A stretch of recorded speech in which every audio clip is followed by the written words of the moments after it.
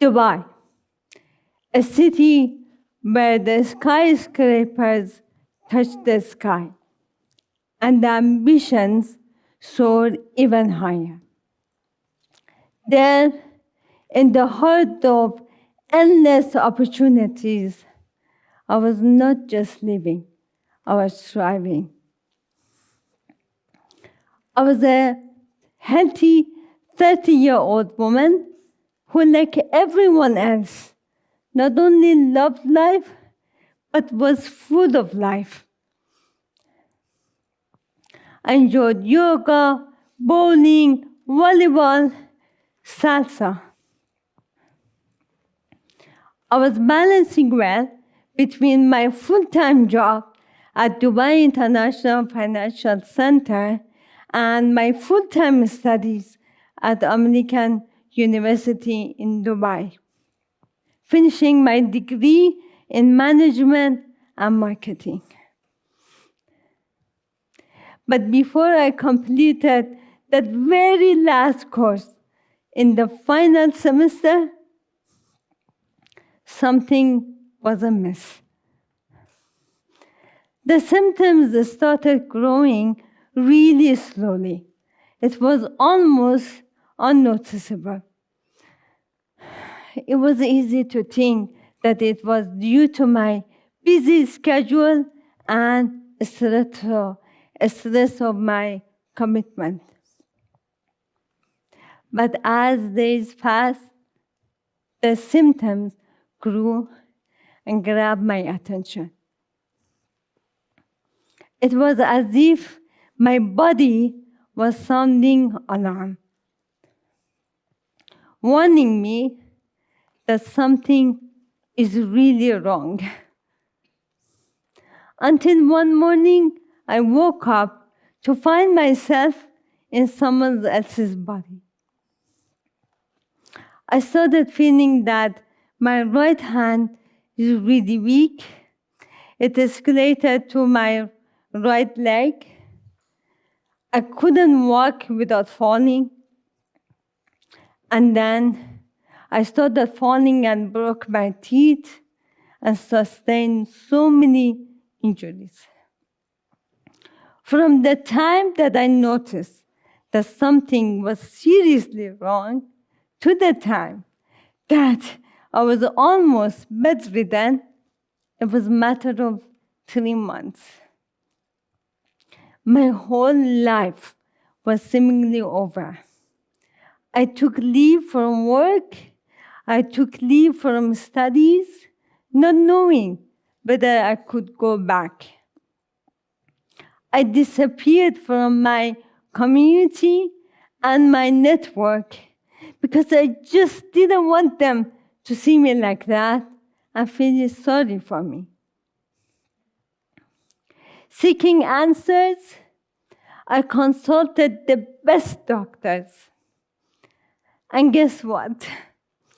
They diagnosed me with ALS. The doctors simply told me, you have ALS. The disease is progressing really fast. There's no cure for it. And you barely have 1 year to live. Imagine the weight of this news not only on me, but on my family. The whole life was suddenly on a countdown. There was an incident that I fainted on the street. I opened my eyes in the hospital.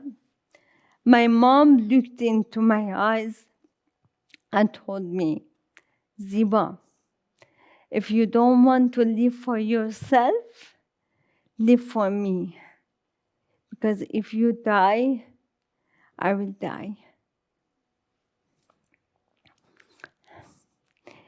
This incident made me feel that I have to fight and challenge life. In that moment, I realized something so crucial to our existence. We often live in a bubble of our own making, a comfortable narrative that we tend to tell ourselves about who we are and what our life is.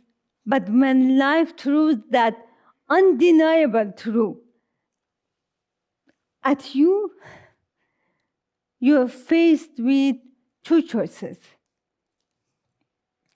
You either let the weight of that reality crush you, or seize the opportunity to transform and redefine the essence of who you are. The career-driven, ambition student, professional I once was, had to open the way for a new version of me. A version that was defined by resilience, adaptability, and courage to embrace a new path. From a professional businesswoman, I became a professional patient. My mission was to challenge life and stay alive. My family and friends, they supported me with everything they could. My older brother was taking care of me as a new routine, ignoring his own life and business. My younger brother, who is in medicine, he was talking to people, researching, trying to find a way to just keep me alive. I went back and forth from clinic to clinic, from test to test, some really annoying and some really painful. But besides all of that, because I wanted to stay alive, I kept my body active. So I was doing Tai Chi, yoga, Reiki, acupuncture, colon hydrotherapy. I even did bee venom therapy. I was stinging myself with 50 bees a day. I thought it can't be possibly worse than death. I was challenging the life back.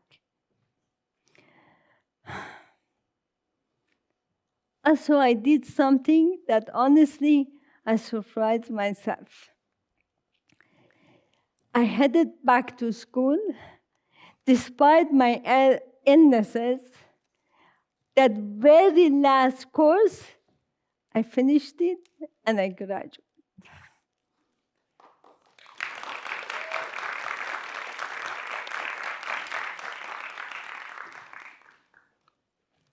Then the life brought me an unexpected gift. I met my husband. Our path crossed in the most unlikely of places. My usual hangout, hospital. Visiting the hospital, I met him. We got engaged in 1 month, and we got married in 1 year. When I told him, Amir, I have ALS, he told me, you know what? I'll marry you, then you die. To those who think that when you're sick, life is over, I say, I challenged life, and I even got married. With all the therapies I was going through and the support of my loved ones, not only my disease stopped, it went to remission. As if I was given a second chance to live. It was my mom's wish that I go back to our family business and take it over. The one that she single-handedly had built, it was a beauty and wellness. This was her legacy, and now it was calling out for me. I went right in, I poured my energy into it, and I helped to grow the family business. Taking on this role, I had never envisioned for myself that I can do it. But it was meant to be. I was meant to do this. While working, I discovered a side of my mother that I never came across. Not just as a parent, but as a resilient businesswoman. I learned a lot from my mom. She made me a better leader and with understanding and care. This revelation reshaped my perception of not only her, but of the potential path my life could take. Slowly but surely, I grew into the role, feeling empowered with my new identity. And I began to see our business for more than what I thought it was. I was meant to be there. Learning, accomplishing was extremely, extremely sweet and enjoyable. Life suddenly moved me and my husband to Vancouver. And after years of battling with what I believed was ALS, I learned that I was misdiagnosed. It was actually a Lyme disease. With the correct diagnosis and experience I had achieved, I finally could seek targeted treatments. I tested negative from Lyme in 6 months. In this journey, I met a lot of remarkable people here in Vancouver who opened the doors and lead me to learn. I realized that Vancouver is a hub of healthy living. Another time, life challenges lead me to learn. Now that I made it, I felt I have a mission to be there for those who are in the same condition. It was time for me to return the favor to the universe, community, and those people who are in need. I decided to open our business here and join beauty, spa, and health under the same umbrella. Life is unpredictable, and the surprises can be really frightening. But it's our ability to take the challenges, adapt to changes, and grow. These challenges are the ones that define us. On my 40th birthday, a decade after receiving what I felt like life sentence, my stepdad asked me, Ziba, if you were given the chance to go back and live your life again without this disease, would you do it? With no hesitation, I said no. reflecting on my journey with all the challenges and the struggles I have been through, I have learned something very important. Every difficulty I faced was an opportunity to learn, evolve, transform, and reshape who I am. My illness, even though it took so much from me, it gave me even more. It brought blessing into my life, my family life, my dearest friends, Afrina family, and many incredible souls I have encountered.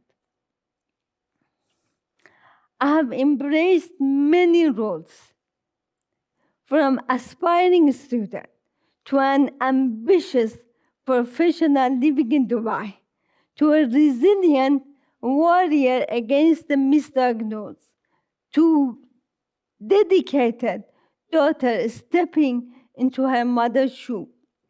And now, as a compassionate community builder focused on wellness and support, each identity was a chapter in my thankfully ongoing life.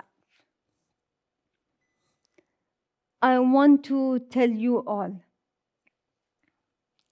when life throws you a challenge, take it, evaluate it, understand it, learn it, then throw it right back at life and evolve.